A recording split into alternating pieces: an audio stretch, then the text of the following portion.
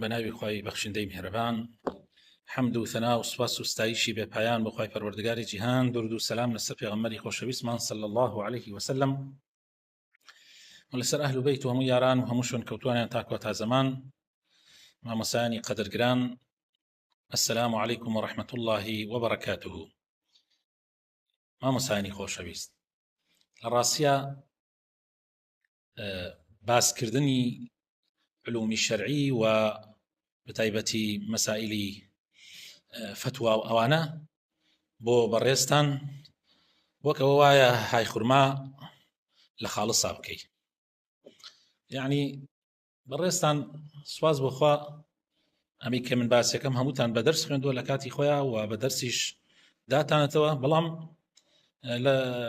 بە پێی ئەوەی کە وەکو مامۆستا ئیدریس ئاماژەی پێکرد، خی پەروەردگارە فەرمێ فەذەکر ئین الذیکرا تەنفع المؤمنین، لە ڕوانگەی ئەوە ئەمە هەر وەکو یادخستنەوەیە کە بۆ خۆم لە پێشە پاشان بۆ ئێوەی بەڕێز و خۆشەویست. بابەتی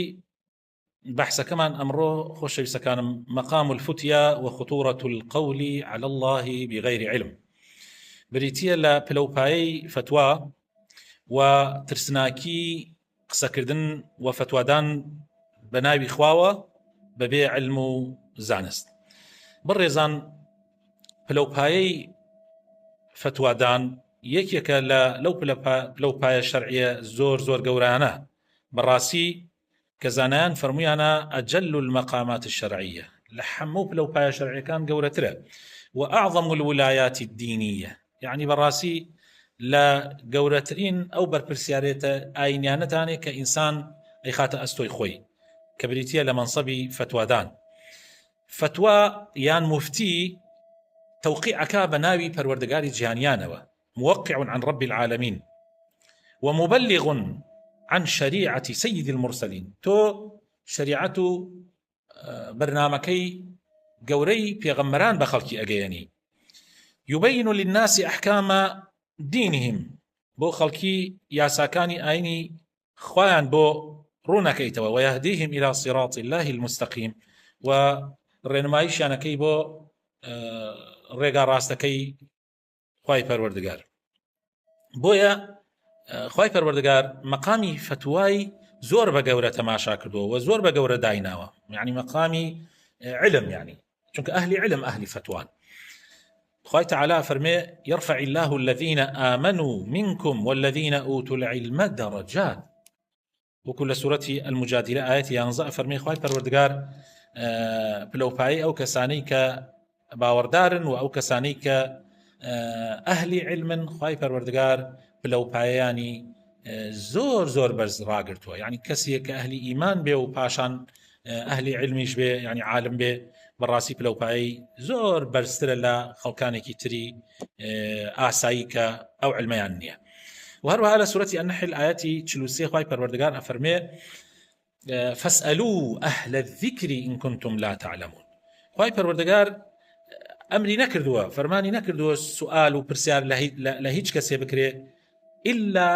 ئەهلی علم نەبێ، تایبەتی کردووە بە ئەهلی علمەوە، چونکە ئەوان زاناترین کەسن، شارەزاترین کەسن بە دینەکەی خوای پەروەردگار، و ئەسڵ وایە کە ئەوانیش لە هەموو کەس زیاتر لە خوای پەروەردگار بترسن. بۆیە خۆشەویستەکانم، من ئەم بەحثە ئەکەمە 4 بابەوە. بابی یەکەمیان باسی ترسناکی فتوا و قسەکردن ئەکەین بە ناوی خوای پەروەردگارەوە. بابی دووەمیان باسی هەندێک نمونە ئەکەین کە پێشینان و پیاوچاکان چەندێ خۆیانیان پاراستووە لە فتوادان. بابی سێم باسی ئەو هۆکارانە ئەکەین کە جورئەت ئەدا بە هەندێک خەڵک کەوا بەبێ علم فتوا بدەن و چۆن خۆشمان بپارێزین، یان چۆن ئەو کەسانە خۆیان بپارێزن. و بابی چوارەمیش باسی ئەوە ئەکەین کە فەرقێکی زۆر هەیە لە بینی ئەهلی ئیجتیهادا و ئەوانەی کە علمیان هەیە و شایستەی ئەوەن کە فتوا بدەن و لەوانەیە تووشی هەڵەبێن لەگەڵ کەسێکە کە علمی نییە و هەڵاکە. ئەمە طبعا فەرقێکی زۆر، و ئەو بابەتە لە هەمووی ئەتوانم بڵێم لە بەحسەکەمانە لە هەمووی گرنگترە بۆ ئێوەی بەڕێز کە باسی بکەین. بینە سەر بابی یەکەم، ترسناکی فتوادان و قسەکردن بە ناوی خوای پەروەردگارەوە. پێشا لە فەصلی یەکەمیا باسی ئەو ئاەتانەکەن کە خوای تەعالا تایە ئەوە ڕوونەکاتەوە کە فتوادان زۆر خەتەرە و کردوێتی گەورەترین حرامەکان و یعنی کۆتایی ئەو حرامانەی کە خوای تەعالا لە سوورەتی ئەلعراف ئاەتی 33 باسێکە کۆتاییەکەی بە ئەوە یعنی ئەویان ئاماژە بەواکەکەوە قسەکردن بە ناوی خواوە و فتوادان چی تاوان و چی حرامێکی گەورەیە. خوای تەعالا فەرمێ قل إنما حرم ربي الفواحش. پەروەردگارم ئەی محەممەد صلی الله علیه و سلم پیان بڵێ پەروەردگارم فواحشی حرام کردووە ما ظهر منها وما بطن ئەوەی کە بە ئاشکرا کرێ و ئەوەیشی کە بە شاراوایی والئیثم وهروەها هەموو گوناحێکی تر والبغي وظلم بە ناحق وأن تشركوا بالله ما لم ينزل به سلطانا وشريك قراردان و هاوبەش بڕیاردان بە خوای پەروەردگار و کۆتایی ئەم حرامانە بەوە باسەکە ئەفەرمێ وأن تقولوا على الله ما لا تعلمون. طبعا بەڕێزان کاتێک کۆتایی بەمە ئەهێنێ و نەبێ یعنی ئەمەی کە لە کۆتایە باسی کردووە لەوەکانی تر بچووکترە بەڵکو بە پێچەوانەوە. ئیمامی ابن القیم ئەفەرمێ وقد رتب الله المحرمات في هذه الآية. خوای تەعالا لەم ئاەتەیە حرامەکانی پلەبەندی کردووە فبدأ بالأخف لە سووکەکەیانەوە دەسی پێ کردووە ثم بالأشد ئەمجا لەوە تونتر حتا لە کۆتاییە باسی گەورەترینیانی کردووە کە ئەویش ئەوەیە فتوادان بەبێ علم قسەکردن بە ناوی خواوە بەبێ علم چونکە ئەفەرمێ لأنه أصل كل شرك وبدعة وضلالة چونکە ئەصل و بنەمای هەموو شرک و بدعەیەک و گومڕاییەک بریتێ لە ئەوەی کەوا فتوا بدەیوە بە ناوی خواوە بەبێ علم.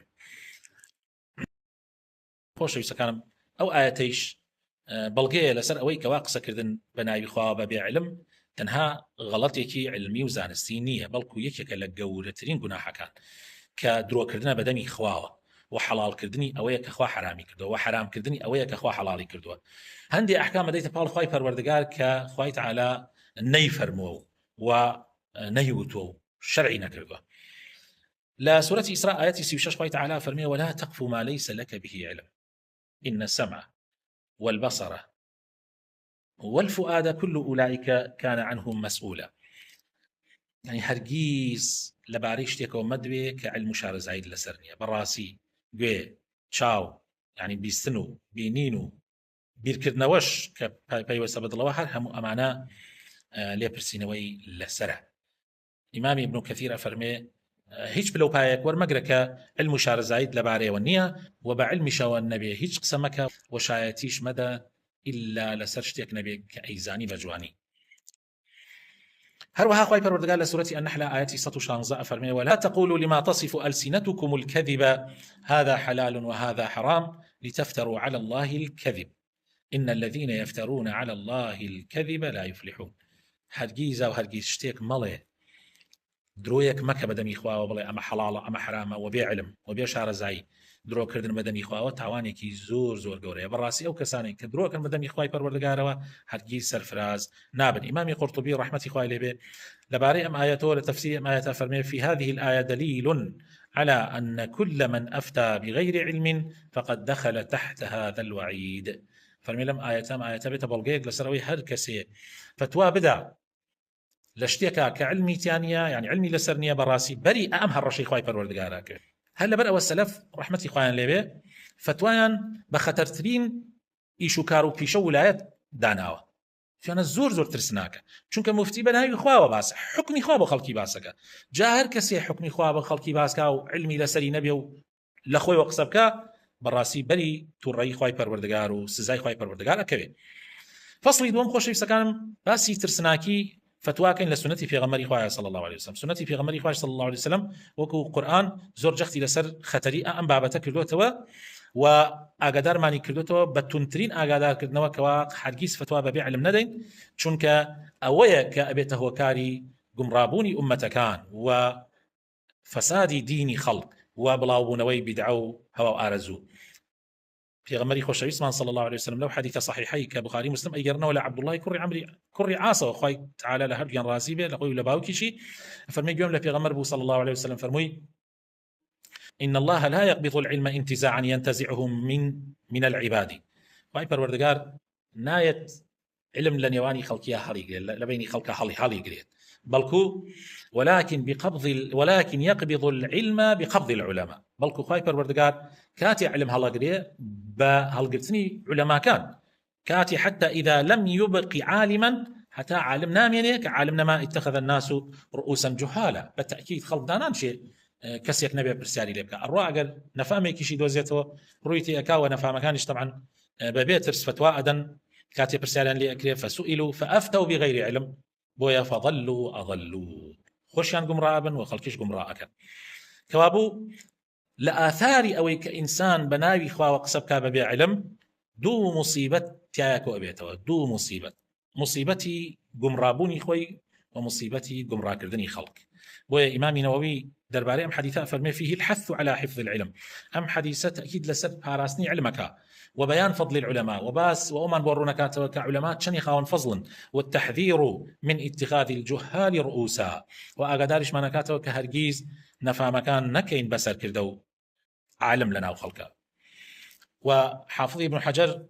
رحمتي خوالي بها فرمي ليس المراد بالجهل هنا عدم المعرفة فقط بل التصدر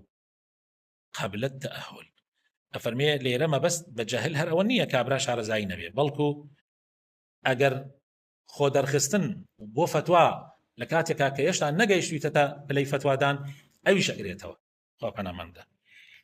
وطبعا ما بشاي خوش من أبينين كخلقاني كي زور أمرو خويانا خنا بردمي فتوى لكاتيكا كأهلي أولين لفضايا كان لكنال كان ل تورك وملايتي كان لمجالسي قشتي وكورا قشتي كان كابرا أروات بيشوا خويا كات أهلي فتوى لكاتك هيج رونج ولا علما وشارزاي لأقوال علمانية وما بس شرعي كانش هيج شارزاي لينيا هروها حديث كتير في غمري خوش صلى الله عليه وسلم أفرمي من أفتي بغير علم كان إثمه على من أفتاه طبعا حديث إمامي أبو داود إمامي ابن ماجه يقرأتكم ولكن العلماء حسنية كان وكو شيخ الباني أفرمي هالكسي ببيع علم فتواي بودرا تاواني أو كسو تاواني كارك أو كسا لسن أو كسي كفتواكي بو أدا طبعا أم حديث أخوش يسكانم أو من بودرا كمفتي تنها بربرسيارنية لا خوي كوا قمرابو بلكو تاواني أوانشي كقمرايانا كاكيرت أستوي أو چونك خلق سقيان بيه كرده وبرسيارين ليه كرده و أو جوابي أويش أدنا بالي شريعتي خوا إمامي ابن الرجبي حنبلي رحمتي الله عليه فرمي هذا يدل على عظم خطر الفتوى أما بلغيك فتوى دان زور كاريكي قورة وخطرة وأن المفتي متى تكلم بغير علم كان آثما ومفتي هركاتي قسبك بعلم لشتيكا كناح بارا وآثما بإضلال غيره وتاوان بارش أبي بويك خلقي تريش قمراك بابي دوم خوش يسكانم هندي نمون لباري ورعي صحابة وبيشينان لفتوادان يعني خو باراسنيان كخوان دور قلتوا لفتوى وأمانة أجر كسي تماشاي جيانامي صحابة وتابعين وأئمي إسلامك أبينيت شون أوان فتويان ببارك قرص زانية ومسؤوليتي كوبر برسالتي جورة زانية نك منصبي بك بيش بركي بو بكري وسيليك بيبو أوي خلقي خوي بناو بانك بك وجماوري خوي زيادك بلكو هركاتيك عالم علمي زياد بك زياتر خوي أباريزي لولام دانوي برسالي خلق ورعي ليك بابي نسر ورعي صحابة تماشى إمامي أبو بكر بك خوالي الرازي بأفرمي أي سماء تظلني وأي أرض تقلني إذا قلت في كتاب الله ما لا أعلم أفرمي شي آسمان يك كبان سلام بقريو شي أرض يكيش هلم بقري أجر من يعني بناوي كتابي خوا وقصي بكم بناوي قرآن وقصي بكم لكاتك كشار زايم لينيا وابنا مامدا أو إمامي أبو بكر وإتلزان أبو بكر كيه أفضل أمية لباش بيغمري خواه صلى الله عليه وسلم وأعلمي أمية لباش بيغمري خواه صلى الله عليه وسلم بقرآني خواه سيركي چن ترساوة يعني چن بأغاداري ويعني روانيوتي مسألك نيتواني و يعني قصيبك هذا كعلمي في لسرنا به هروها عمر يكون الخطاب أفرمي أجرأكم على فتيا أجرأكم على النار ئەفەرمێ بە جورئەتترین کەستان لە فتوادانە بە جورئەتترین کەستانە لە ئاگری جەهەنم بۆ ئاگری جەهەنم. يعني دائما ئەو کەسانی کەوا ترسیان نیە لە فتوادان ئەوە دڵنیا بە ترسیان نیە لە ئاگری جەهەنم، بۆیە ئاوا بە جورئەتەوە خۆی ینی تێفڕادەن. بۆیە ئەمە دەرسێکی گەورەیە بۆ ئێمەی ئیمام خەتیب، بۆ ئێمەی بانخواز کەوا ڕاوێژ بە ئەهلی علم بکەین، لەگەڵ ئەهلی علما پێکەوە بڕیار بدەین لە مەسەلە گەورەکانە بە تایبەتی لەو مەسائلانی کە پێویستی بە ئیجتیهاد هەیە، و هەر کەسێکیش پرسیار یان ڕاوێژ بە ئەهلی علم بکە باخۆشی عالم بێ، ئەوە دلیلی نوقسانی ئەو کەسە نییە، بەڵکو بەڵگەی عاقلی و ژیری ئەو کەسەیە، بەڵگەی لەخواترسی ئەو کەسەیە کە ئەو کەسە لەخوا ئەترسی، بۆیە مشاورە ئەکەم ناوێرێ قسە بکە. عەبدوڵای کوڕی مەسعود خوای لە ڕازی بێ ئەفەرمێ أو الصحابي في غمرة صلى الله عليه وسلم فرمي من أفتى الناس في كل ما يسألونه عنه فهو مجنون. فرمي هالكسي لحمو مسألة كبرسالي ليك قصبك ولان باته وشيتها شيتها چونك أوندا بابت ديتا بيش أوندا حالوباري خلقي جوازيان تياهيا أوندا بابكاني علم فراوانا مستحيل إنسان بتواني حموش تبزاني تاوەکو لە هەموو شتێکا قسە بکە، بۆیە ئەو کەسی کەوا خۆی وا بزانێ لە هەموو شتێکا بۆی هەیە قسە بکە، ئەم لە هەموو شتێکە زانێەوە دلیلەوەی شێتە ئەو کەسە. لەبەر ئەوە کەمالی علم ئەوەیە کە تۆ هەندێک جار کە لە شتێک شارەزایت نییە و توانایەکی باشت نییە لەسەری دراستێکی باشت نەکردە بڵێ نازانم. وەراعی تابعین و ئەئیمەی ئەربعە، سەی کەمزان تابعین و ئەئیمەی ئەربعە چیان فەرمووە؟ سەری عەبدوڕەحمانی کوڕی ئەبی لەیلا بکەین ڕەحمەتی خوای لێ بێ تابعینە، ئەفەرمێ أدركت 120 من أصحاب رسول الله صلى الله عليه وسلم ما منهم أحد يسأل عن حديث أو فتيا إلا ود أن أخاه كفاه إياها. أفرمي بخصمتي سطو بس لأصحاب كان في غمر إخوة صلى الله عليه وسلم قاشتم نم بيني هيج كسيك لوانا كاتب فرسياري كي اللي أكري يكسر ولان باتو حسكا خوي ولان باتو بلكو دائما حزيك بيقرينتو بولاي أواني تلك لو دور بران لأصحابه ولا علماء أو سردما. للروايات كتير أفرمي فيردها هذا إلى هذا وهذا إلى هذا حتى ترجع إلى الأول. جاري وهبو برسيار ليكي كان كرا أم أيناد بولاي أو أيناد بولاي أو أيناد بولاي أو لأخيرا أجي ولا أيناد بولاي خوي. يعني أواب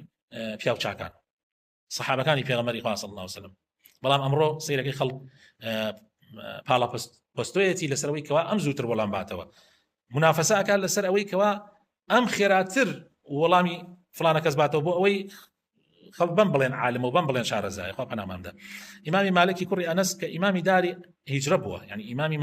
مدينة بوا لسردمي خويا خلها مو أنحاء عالمي إسلامي والريان تيكردوا كابرايك لمغربي إسلامي يعني لو بري عالمي إسلامي لمغربه كلا سر فتوى أو رويشتون سر مذهبي أو بون حاتوا كومالي برسيالين هنا وتشل برسيالين هنا وتخزمتي أم تنها چندانەیەکی جواب داوەتەوە ئەوانی جواب نەداوەتەوە ئیتر زۆر محاولەیان لەگەڵا کرد وتیانە ئیسێمە بڕۆین و بە خەڵک بڵێن چی بە خەڵک بڵێن چی ئەم هەموو پرسیارەمان بۆیە هێناوەتە خزمەتی جەنابەت تا جەنابەت یەکلایکەیتەوە ئیسێمە بڕۆین و بڵێن چی بە خەڵک فەرمووی بڕۆن و پیان بڵێن لا قال مالك لا أدري مالك فەرموویەتی ناگزانم تمام ونبي مالك يعني نيتواني بها لو موضوعنا قسبك بلام حزي كردوا درسي بأوان بدا وحزي شي نكردوا لاشتيا قسبك كتأكيد نية لسطاصت لسري بويا هذا إمام مالك أفرمي من أجاب في مسألة فليعرض نفسه على الجنة والنار وكيف يكون خلاصه في الآخرة ثم يجيب فرمي هالكسيك برسالي كان ليكرد باخوي عرض بكاتا سر جهنم وبهاشتا و آیا ئەم پرسیارەکە لێی کرا ئەبێتە مای ئەوەی بڕاتە بەهەشتەوە لە جەهەنەم دوورەوە بێتەوە یا نا ئەو جار جواباتەوە. ئیمامی ئەحمەد ڕەحمەتی خوای لێ بێ عەبدوڵای کوڕی دەربارەی ئەڵێ كان أبي يسأل عن مسائل كثيرة فيقول في أكثرها لا أدري. زۆر پرسیار لە باوکم ئەکرا بەڵام لە زۆر بەیە ئەی نایزانم. ولا شوێنێکی ترا ئیمامی مالک ئەفەرمێ إياك أن تتكلم في مسألة ليس لك فيها إمام. ئامان نەکەی لەبارەی شتێک قسە بکەی کە ئیمامت نەبێ. يعني كسيكي تر عالمك تر بيشتو أو فتوى هنا دابه بلام أمر سيرك إلهي خومان سبحان الله خلق زور بجرأة وقساك خلق أوي بيري لنكاتو لا أدريه جابويا إمامي شعبي أفرمي لا أدري نصف العلم وهروها أفرمي إذا ترك العالم لا أدري أصيبت مقاتله أفرمي لا أدري نيوي علمه براسي أو كسيك وازل لا أدري أهيني براسي خويتوشي تياتشون أكا كوابو أو مفتيي كخواناس لخواترس وربانية هەر کاتێ فتوا ئەدا تا تاکید نەکا لە ئەدیلەکان فتوا نادا، ئەبێت زۆر متواضع بێ و خۆ بە کەمزان بێ کاتێک کە شتێک نازانێ بڵێ نایزانم، ئەبێ هیچ پەلە نەکا لە کاتی فتوادانە و ئەبێ مەقامی فتوا زۆر بە گەورە دانا، چونکە ئەمە مەسەلە ڕەئی شەخسی نییە یان ڕۆشنبیرێکی گشتی نییە، بەڵکو ئەمە شایەتیە بە ناوی دینی خواوە کە ئەمە حوکمی خوایە. بابی سێم خۆشەویستەکانم هۆکارەکانی جورئەتکردن لەسەر فتوادان. هۆکارەکانی جورئەتکردن لەسەر فتوادان خۆشەویستەکانم من بۆ ئەمانە ئیگەڕمەوە. یەکەم لاوازی تعظیمکردنی فتوا لەلای ئەو کەسە، یعنی ئەو کەسەی کە جورئەتی هەیە لەسەر فتوا دیارە مەقامی فتوا لەلای ئەو گەورە نییە، لەلای ئەو لاوازە، یعنی بەڕاستی. ئیمام ابن القیم ئەفەرمێ إذا كان التوقيع عن الملوكي من أعلى المراتب فكيف بالتوقيع عن رب العالمين؟ أجر توقيع كردن بناوي باشاكان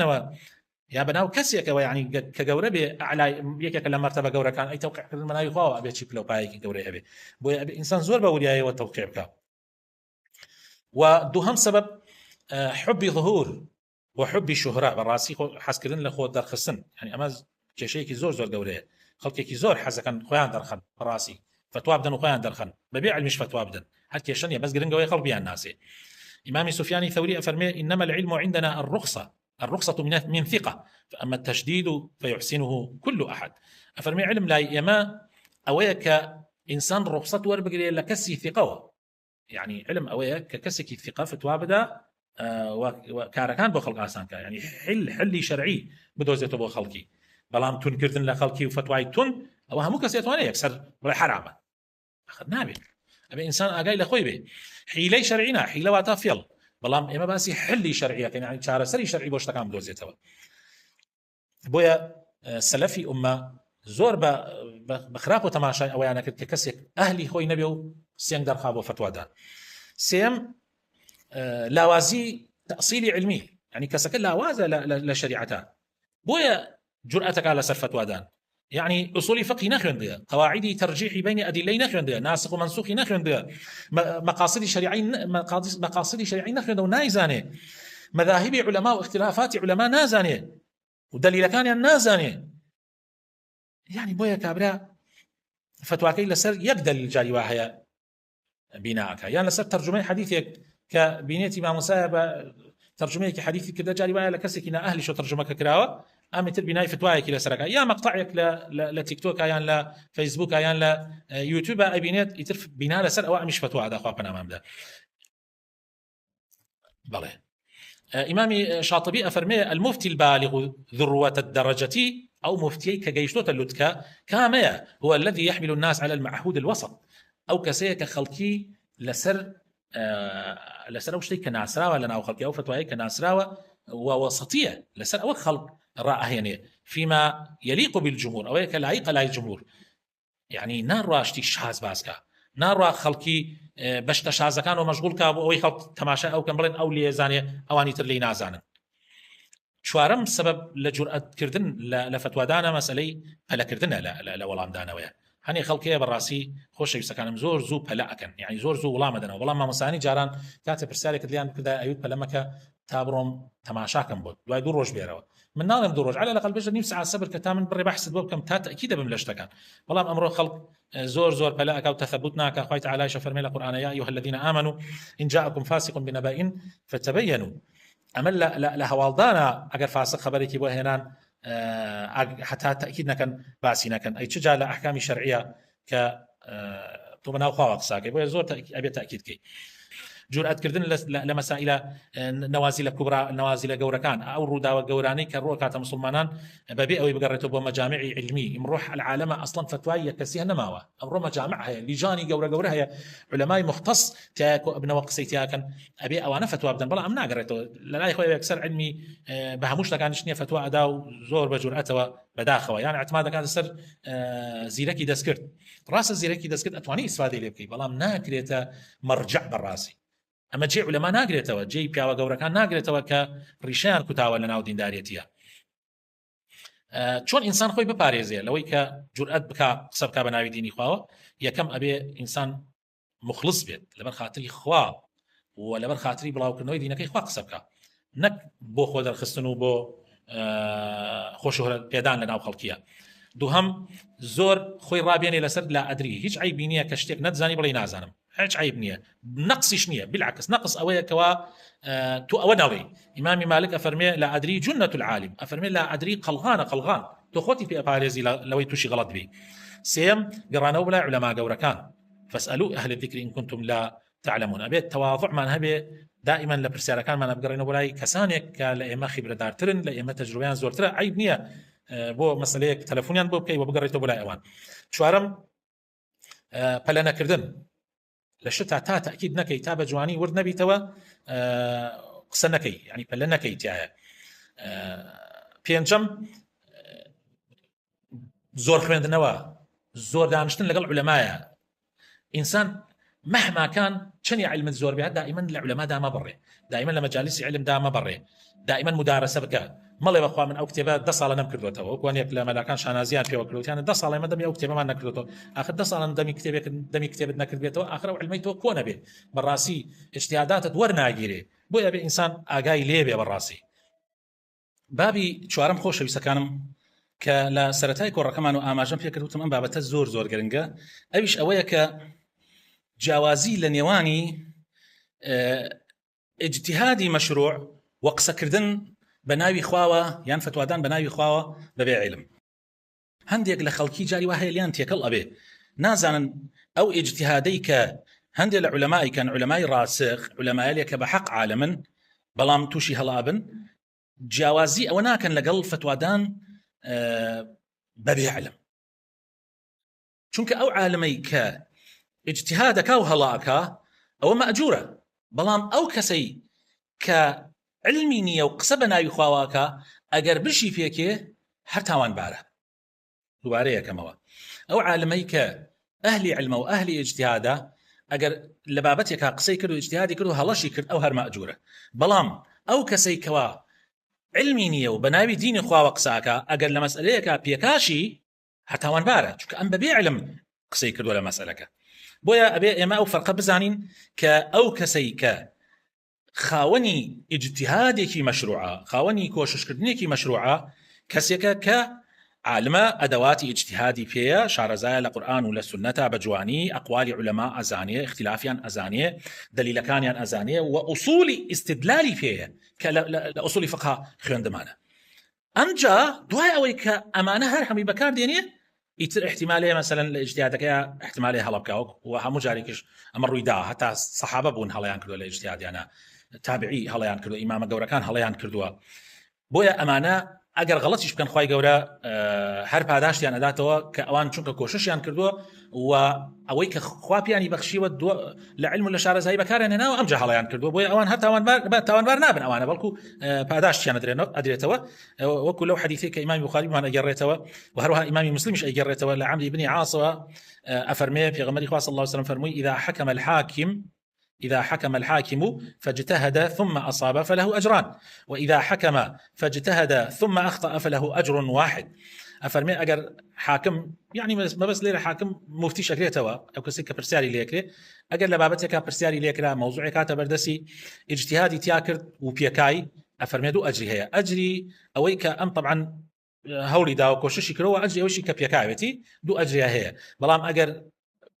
بريالي داو يعني كوششي كردو دواء وفتواي يان بريالي لسر مسألة كذا بلام نيبيكا أجري كيها هي كأجري كوشش كردنا كيتي أما بو عالمية كاملة كأدوات اجتهادي بيه لعلم شرعي طواو أم كابرايا قصوري نكردوا لاجتهادك يا بلام يتر قدرا نيبيكيت يعني الرؤدات وكباسم بوتان كرد لأصحابي في غمرة صلى الله عليه وسلم ولا دواء وان شروي داو أي أو كسيك قصك بناوي ديني خواوة بلام أهلي خوينية أما كسيك هیچ دلیلی که پێنیە یان هەندێ وردە دلیلی پێ نەگەیە تحدی ئەوەی کە کابرا بتوانێ يعني ئەهلیەتی اجتهادی هەبێ بەڵکو ئەمە حبی ظهوری پێ حبی شهرەی هەیە حەز لە دەخۆ دەرخستن ئەکا شوێنی هەواڵ ئارەزووی خۆی ئەکەوێ بەبێ دلیل فتوا ئەدا پەلە ئەکا لە فتوادانە ئەهلی ئەوە نییە لە مەسائلە گەورەکانە قسە بکە ئەمە بەڕاستی قسەکردنی ئەمە تاوانباریەکات هیچ مەجالی تیانی حتا بشی پێکە تاوانبارە إمامي ابن القيم رحمة الله عليه فرمي المفتي الموقع عن الله تعالى إذا تكلم بعلم وعدل فهو من ورثة الأنبياء أو مفتيك بناوي خوا وتوقيعك لسر شتێک قسەکە و فتووادا و تەوقیعی لەسەرەکە کاتێ بە علم و يعني بەشارەزایەکی تەواو بە عەدلەوە بە دادگەریەکی تەواوە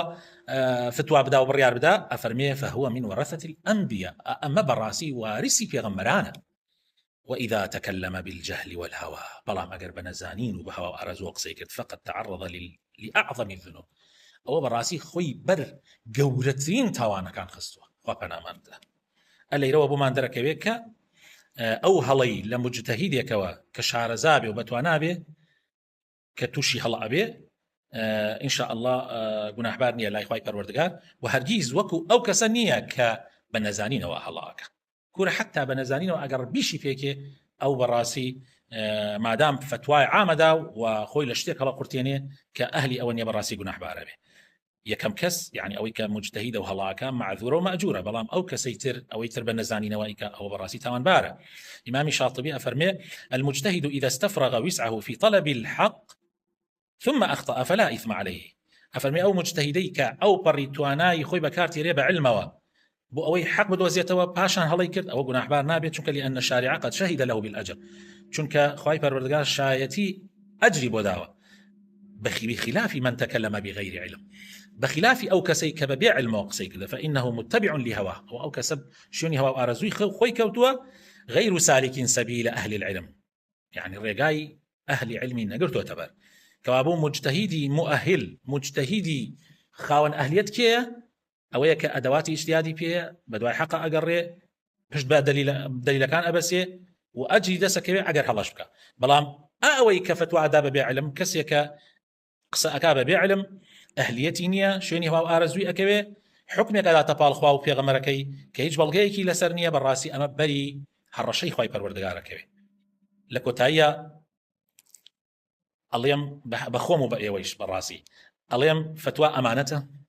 قصة كردن أمانته منبر أمانته فير كردني خلقي أمانته